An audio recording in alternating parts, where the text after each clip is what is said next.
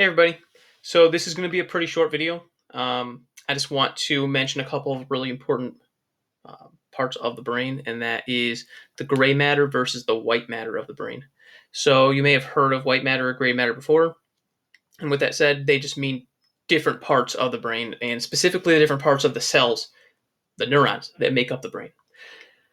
Gray matter. All right, gray matter is going to be the soma and the dendrites. All right, so if we're looking in the brain, the gray matter is going to be the non-myelinated soma and dendrites, which makes sense because if something is myelinated, it's going to be the axon, right? So it's not the axons. This is the body of the cell, the soma, and the dendrites, the receiving parts of the cell. The white matter is going to be the axons, all right? And they are going to be myelinated nerve fibers, all right? So keep that in mind. These are myelinated axons in the nerve fibers of the brain. So those are the differences. Brain. See a picture of this right here. White matter on the inside and the gray matter more so on the outside.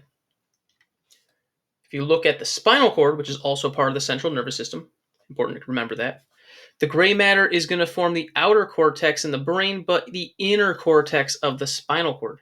So the opposite happens in the spinal cord. The white matter is on the outside, gray matter is on the inside. And if it helps you to remember this, think of it this way. Your spinal cord's interacting with the peripheral nervous system. Arms, legs, so on and so forth, every other part of your body, right?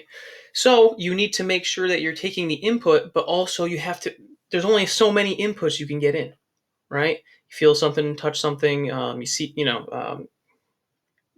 pressure, senses like that, all those senses, there's only so many senses you can bring into the body, but there's so many different motor outputs you can have. So with that said, just that's my way of remembering it.